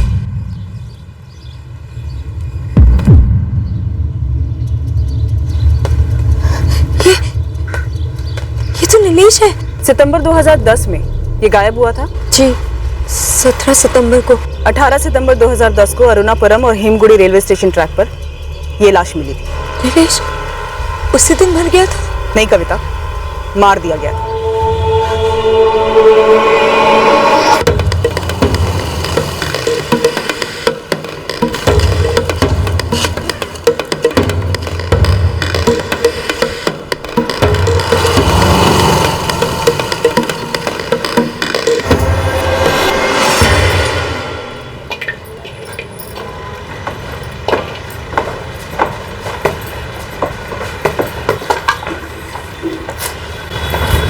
कविता रोज रोज क्यों झेलती है इस जानवर को? छोड़ क्यों नहीं देती इस दयानंद?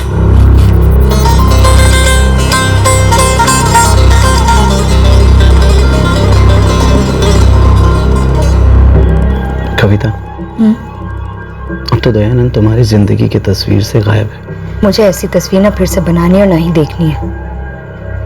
बहुत डरावनी होती है शादी की तस्वीर। मतलब तुमको मुझ पर भरोसा नहीं है?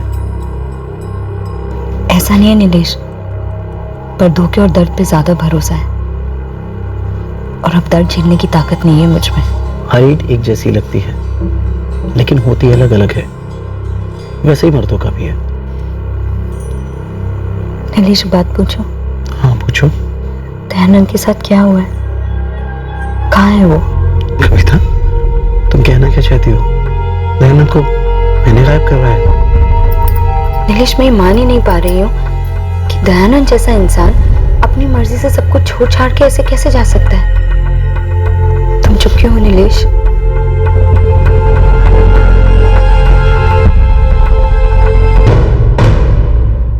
इस बार हम 2009 के एक्सीडेंट केसेस में सीधे सीधे मर्डर केस ढूंढ रहे थे। एक ऐसा केस जहां जिंदा आदमी को या उसकी लाश को रेल की पटरी पर इस कदर लटाया गया हो जिससे वो एक एक्सीडेंट केस लगे।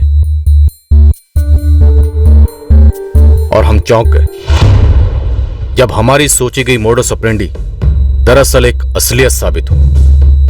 मर्डर को एक्सीडेंट बनाने का यह तरीका बाकायदा अपनाया गया, जैसे 2010 में नीलेश का और 2015 में नीलेश के छोटे भाई विजय कोटियन का।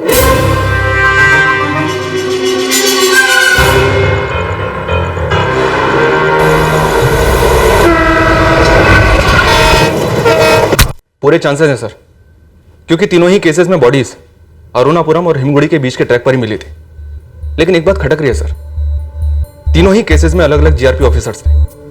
तीनों ही केसेस में बॉडीज को ट्रैक पर इस तरह से प्लेस किया गया है ताकि उनके चेहरे बिगड़ जाएं।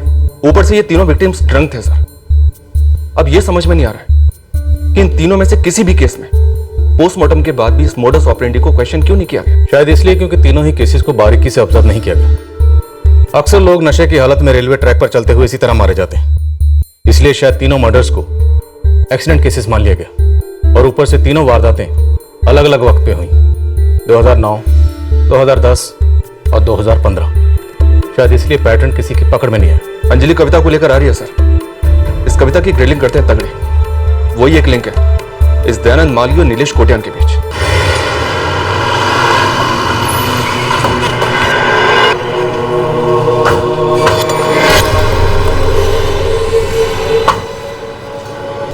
जी, ये मेरे पति दयानंद मालवी हैं। 14 जुलाई 2009। तारीख सही है? जी, हम दोनों पूरा दिन साइट पर काम कर रहे थे। शाम को मैं घर चली गई और रोज की तरह पीने चले गए और फिर रात भर घर नहीं आया।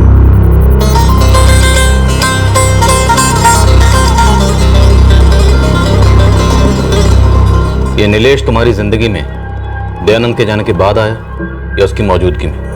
मौजूदगी में। पर जैसा आप समझ रहे हो वैसा नहीं था।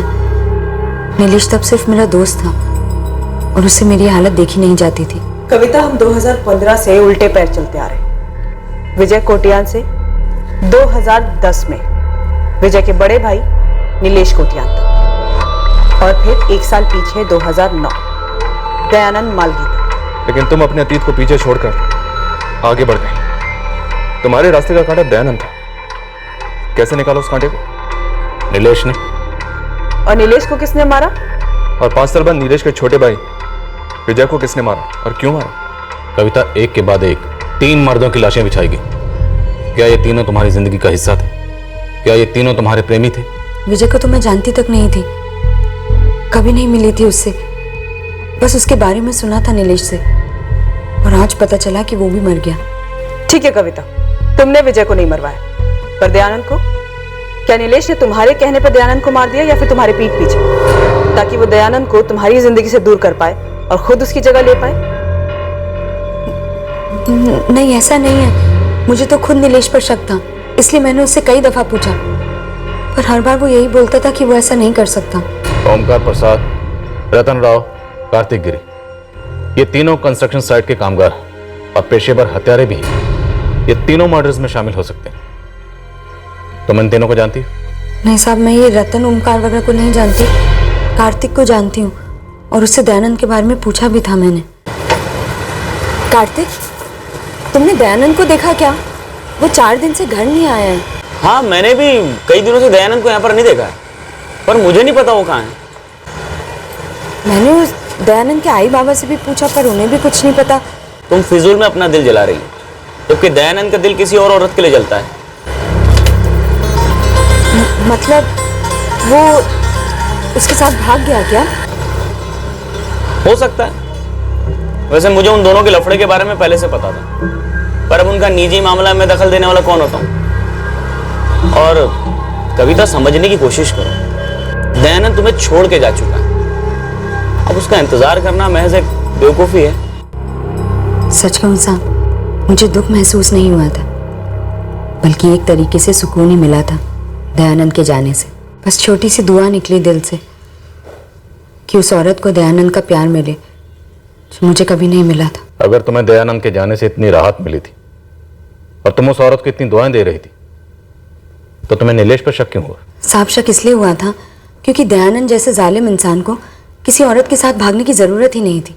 अगर वो चाहता तो मुझे घर से निकाल देता और उस औरत को घर ले आता, और वो ये सब बहुत आसानी से कर सकता था। इसीलिए शक हुआ साहब कि वो गायब नहीं हुआ बल्कि गायब करवाया गया है। फिर भी तुम पुलिस के पास नहीं गई कविता? साहब, कौन अपने पैर पर खुद कुल्हाड़ी मारता है? दयानंद का मेरी जिंदगी से दूर चली जाना मेरे लिए अच्छी खबर थी। और कविता, तुम्हारी ये अच्छी खबर खून में लिखी गई थी। 14 जुलाई 2009 तुम्हारा पति दयानंद घर वापस नहीं आया और 15 जुलाई 2009 को अरुणापुरम और हेमगुड़ी रेलवे ट्रैक पर उसकी लाश मिली। और कविता, तुमने कभी सोचा भी नहीं होगा कि लाशें भी बोलती। तुमने सिर्फ ये सोचा कि ओमकार, रतन और कार्तिक अपने काम में माहिर हैं। तुमने उनसे ये काम करवाया। ये विजय क्यों मारा? ये सच नहीं है साहब। नीलेश के गायब होने के बाद 2010 में मैं मागी हल्ली छोड़कर सोलापुर चली गई थी। तो सोलापुर में बैठकर तुमने विजय का कत्ल करवाया? मोबाइल फोन को रिमोट कंट्रोल जैसे इस्तेमाल किया? विजय को क्यों मारा कविता? क्या उसे पता चल गया था कि नीलेश को तुम लोगों ने मरवाया? ओमकार प्रसाद, रतन राव और कार्तिक गिरी, इन तीनों के अलावा उनके साथ चौथा कौन था? सर, ये चंद्र भिखारी। उसने कहा था कि उसने लाश को ठिकाने लगाते हुए 4 लोगों को देखा था। पिए हुए था। क्या पता उसने 3 आदमी और 1 औरत को देखा हो। ये कविता मोरे उर्फ कविता मालगी।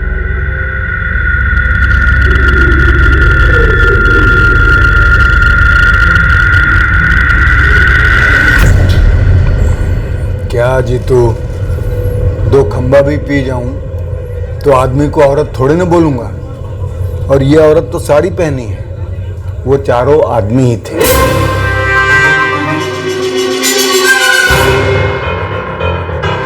फटाफट काम कर दिया उन चारों ने, और पक्का उनमें औरत नहीं थी।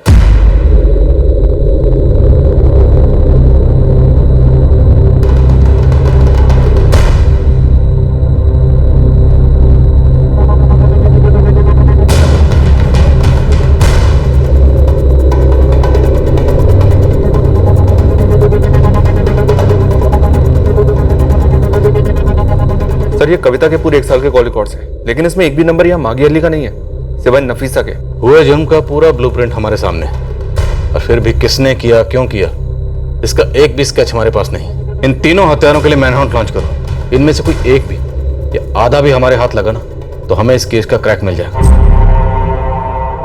हमने एक बड़े पैमाने पर सर्च ऑपरेशन लॉन्च किया, रतन राव, ओमकार प्रसाद और कार्तिक गिरी, इन तीनों को ढूंढने के लिए। लेकिन वो चौथा शख्स कौन था, ये अभी भी एक बहुत बड़ा सवाल था।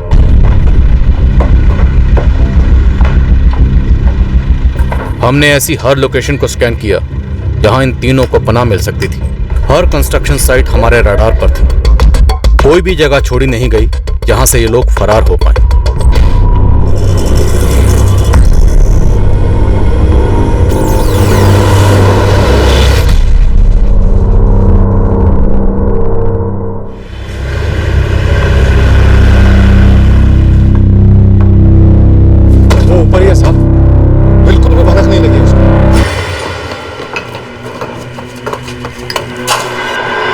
आखिरकार हम चौथे रहस्यमय हत्यारे तक पहुंचे तो विजय कोटियान के मर्डर में शामिल था पद्माकर गौड़। उसे केवल इतनी भनक थी कि हम लोग उसके बाकी 3 साथियों की तलाश कर रहे हैं। पद्माकर ने कभी सोचा भी नहीं था कि हम इस ट्रिपल मर्डर केस की जड़ को पकड़ लेंगे। पद्माकर के बारे में मैंने आपको क्यों नहीं बताया? क्योंकि आप लोगों ने कभी मुझसे पूछा ही नहीं उसके बारे में। क्या वो भी इस कांड में शामिल है? बस करिए नाटक। वैसे ही तुमने हमें बड़ी चालाकी से इस पद्माकर के बारे में एक शब्द भी नहीं बताया पहले। ऐसा नहीं है। जैसा भी है, गड़े मुर्दे उखड़ चुके हैं, अब सारे कंकाल सामने हैं। इन हत्याओं में मेरा कोई हाथ नहीं था। एक बात और, मैं पद्माकर को पूरी तरह भुला चुकी हूं। अब वो मेरी जिंदगी का हिस्सा नहीं है।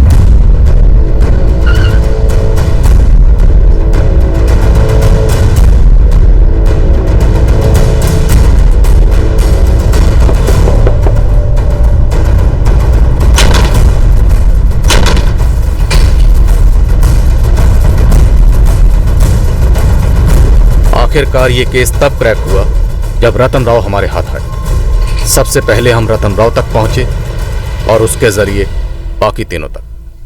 बाकी जितने भी कत्ल किए वो सब के सब बता दे रतन। 2015 और 2010 वाले मर्डर में मैं शामिल था, 2009 वाले में मैं शामिल नहीं था साहब। शुरू हो जा। सबसे पहले 2015 विजय कोटियान।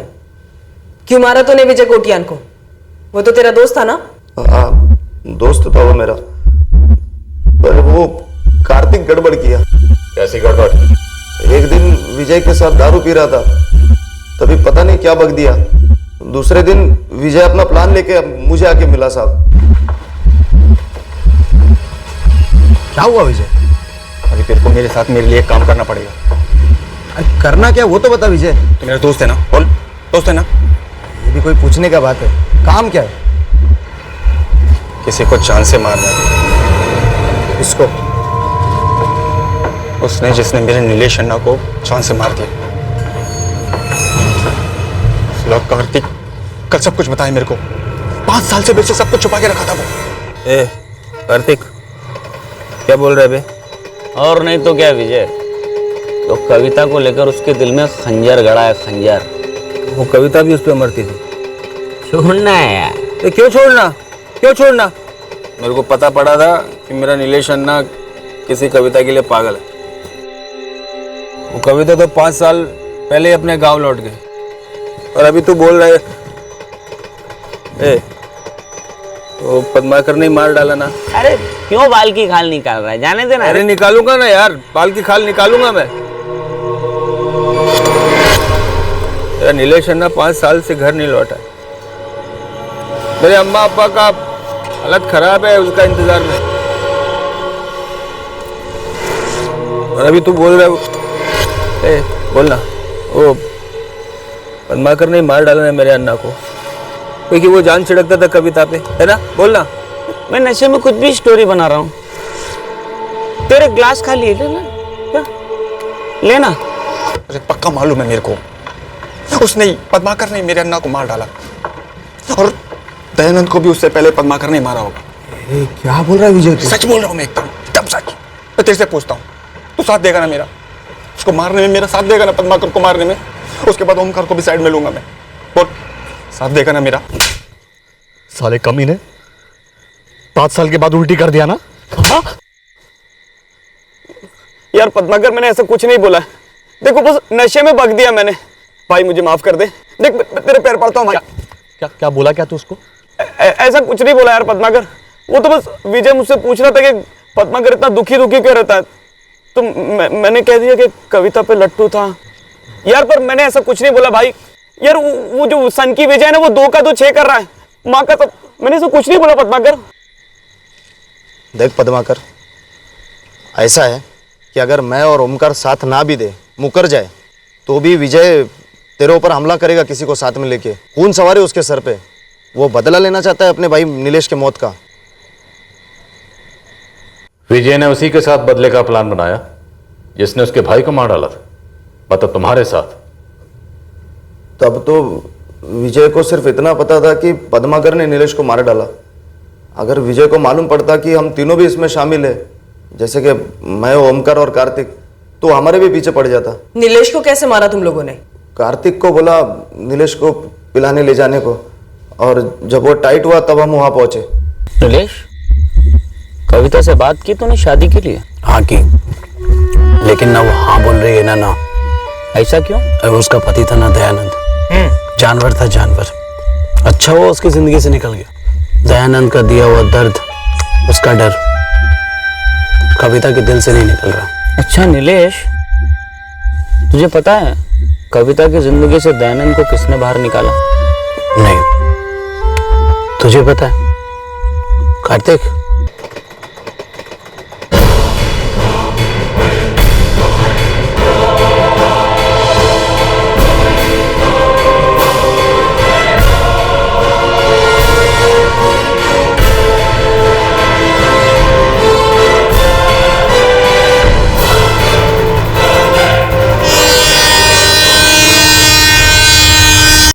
नवंबर 2015 को विजय को क्या कहकर बुलाया कि तुम लोग मिलकर पद्माकर को मारोगे?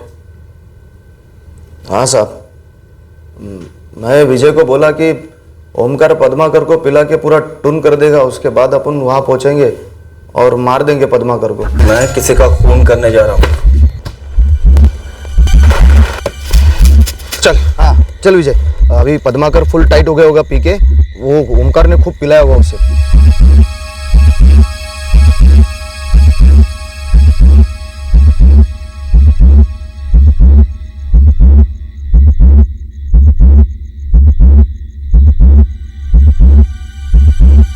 मेरी नीलेश अन्ना को मारा तूने उस कविता के लिए ना? हाँ, हालांकि मारने का बिल्कुल भी दिल नहीं था, जैसे कि तुझे भी मारने का दिल नहीं है, पर क्या कर, मजबूरी है। तूने मुंह नहीं फाड़ा होता ना तो ये करने की जरूरत ही नहीं पड़ती। 5 साल बीत चुके थे यार, सब कुछ सेटल था, क्यों बोला तू? भाई माफ कर दे यार पद्माकर, दिल से माफी मांग रहा हूँ, गलती हो गई थी यार।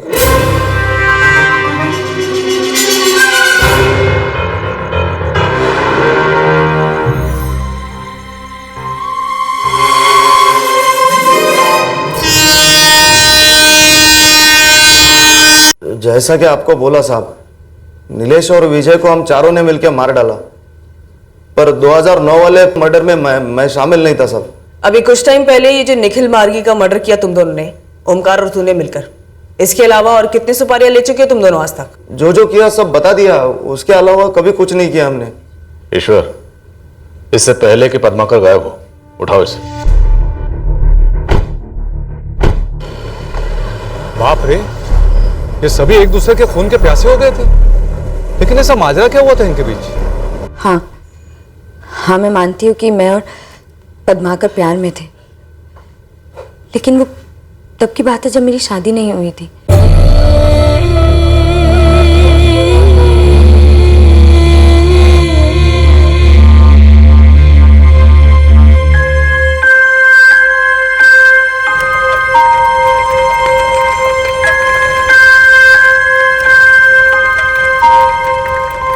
पद्माकर आई नहीं मानेगी, उन्हें हमारी जात का लड़का ही चाहिए। कविता, हम दोनों एक ही जात के हैं, गरीब जात, और अगर हम दोनों मिलकर मेहनत करें ना तो जात बदलकर अमीर जात के हो सकते हैं।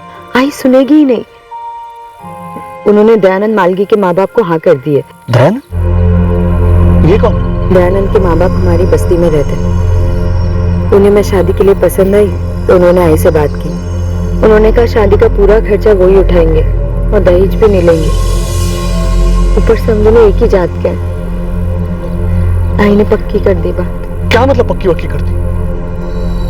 कविता, तू चल हम दोनों भाग चलते। मैं आई के साथ ऐसा नहीं कर सकती। मतलब तू किसी भी दयानंद के साथ शादी कर लेगी?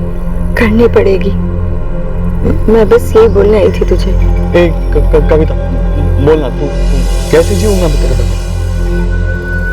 और तू जी लेगी मेरे बगैर? कोशिश करनी होगी। हम दोनों को वक्त शायद सारे घाव भर देगा।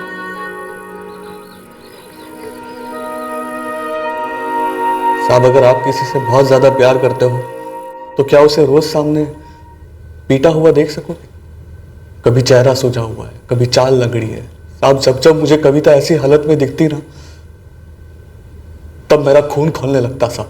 वो वैशी जानवर दयानंद मेरी कविता, मेरे प्यार को खुरेद कर खत्म करने पर तुला था। दयानंद से शादी के बाद मैंने पद्माकर से कभी मदद नहीं मांगी, कभी भी नहीं। बस कभी कभार साइड पे टकरा जाते थे तो 2-4 बातें हो जाती थी।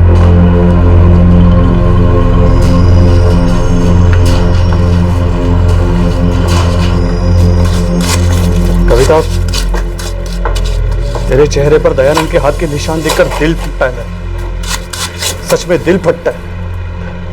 नसीब पद्माकर, नसीब। तेरी माँ खुश है तेरी हालत देखकर? मेरी आई को मेरी हालत दिखती कहाँ है? वो तो बस एक ही बात दोहराती रहती है, दयानंद पति है तेरा, संभाल उसे। अरे बहुत संभाल लिया, अब तू अपनी जिंदगी संभाल। तेरी जिंदगी तुझे खुद जीनी है, तेरी आई को नहीं। मैंने परमाकर को कभी नहीं कहा कि दयानंद को मार दो। पर उसने दयानंद को मार दिया है, वो ये कबूल कर चुका है। क्या पद्माकर ने आपको कहा कि मैंने उससे कहा? मुझे पूछने दीजिए उससे, कब कहा था मैंने कि दयानंद को मार दो? देखो पद्माकर, मैं तो कहता हूँ कविता को भगा के ले जाओ, क्यों झंझट पालना। कविता ऐसे नहीं भागेगी कार्तिक। कविता मेरे साथ तभी चलेगी जब दयानंद उसकी दुनिया से नहीं, पूरी दुनिया से चला जाएगा।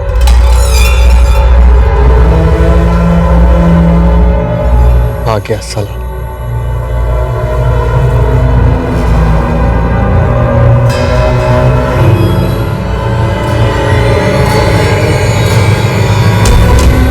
साला जिस कविता को मैं फूल जैसा रखता था उसको कैसे मुरझा डाला रे तूने? हाँ? आदमी है क्या हैवान?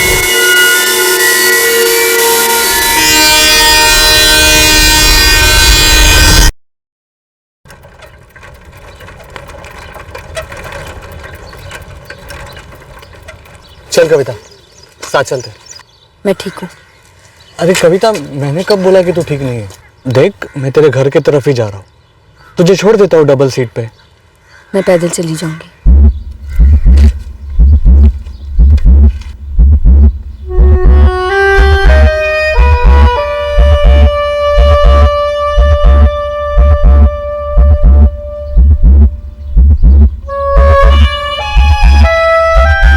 कविता देख, घुमा फिरा के बात नहीं करूंगा, मेरे को तेरे से शादी करनी है। मुझे किसी से शादी नहीं करनी, तुमसे नहीं, किसी से भी नहीं। अब सब कुछ बदल चुका है। लेकिन मैं नहीं बदला रे कविता, मैं अब भी तुझसे उतना ही प्यार करता हूं जितना तब करता था।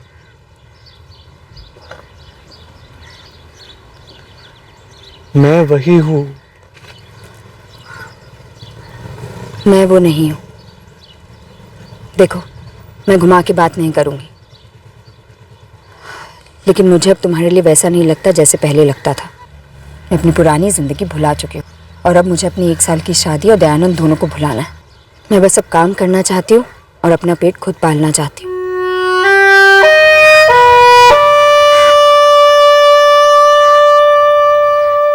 ऐसा होता है कभी, आपको भी मालूम होगा कि प्यार खत्म हो जाता है किसी के लिए। पर पद्माकर ने दयानंद को खत्म कर दिया और फिर नीलेश को भी, जिससे तुम प्यार करने लगी थी।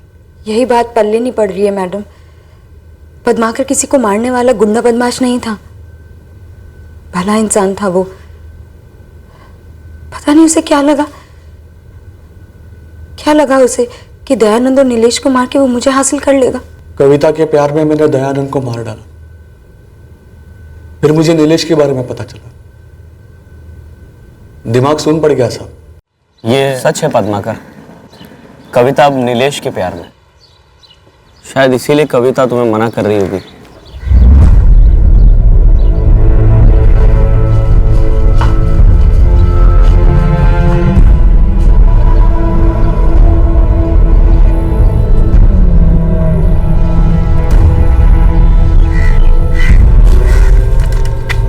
क्या हुआ, कुछ पता चला? उसकी पड़ोसन मिली थी मुझे, नफीसा। क्या बोली वो?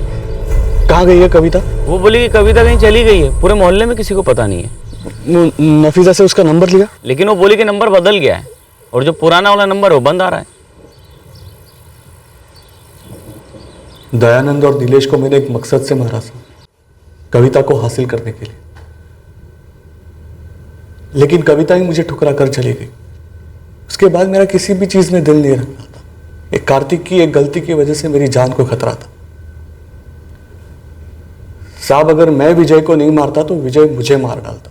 ये लोगों को जान से मारकर रेल की पटरी पर चेहरा बिगाड़ना कब से चल रहा है? दयानंद पहला था साहब, उससे पहले मैंने जिंदगी में एक मक्खी तक नहीं मारी थी। सीधे सीधे बोल, कितने? सीधे सीधे बोल रहा हूं साहब, दयानंद, नीलेश और विजय। मैं कविता की कसम खा के बोल रहा हूं साहब। कविता इस सब के बारे में पहले से जानती थी ना? नहीं साहब, उसको तो रत्ती भर की खबर नहीं थी।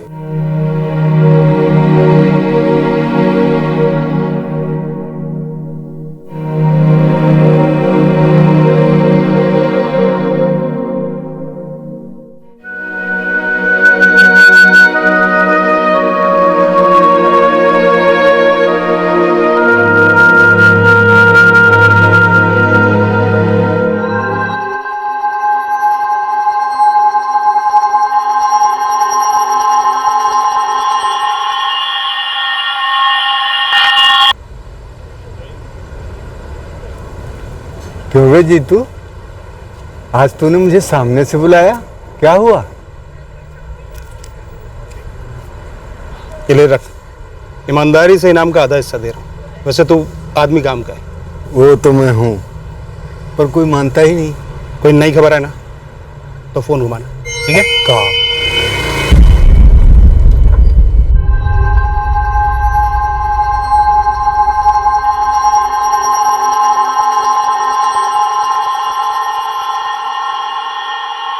हमें पता लगा कि रतन राव, ओमकार प्रसाद और कार्तिक गिरी एक और सुपारी हत्या में शामिल थे। उन्होंने कबूल भी किया।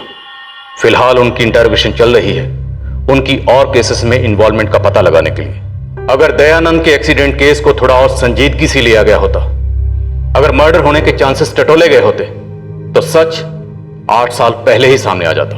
अगर ऐसा होता तो 7 साल पहले नीलेश की मौत नहीं होती। और इसके चलते जाहिर है विजय भी बदला लेने के लिए घर से नहीं निकलता और मारा नहीं जाता। हमने पहले भी ऐसे कई केसेस हैंडल किए हैं जहां रेलवे ट्रैक पर लाश मिलती है, सब एक्सीडेंट समझते हैं, पर निकलता मर्डर है। ऐसा होना नहीं चाहिए। हमें इस केस से एक बड़ी सीख मिली है। कोई भी सुराग, टिपाव बिना अच्छी तरह टटोले उसे नजरअंदाज करना सही नहीं। आखिरकार समय पर लगा एक टांका 9 टांके बचाता है। जय हिंद। इस तरह के और भी एपिसोड देखने के लिए हमारे चैनल को सब्सक्राइब करें और बेल आइकन दबाना ना भूलें।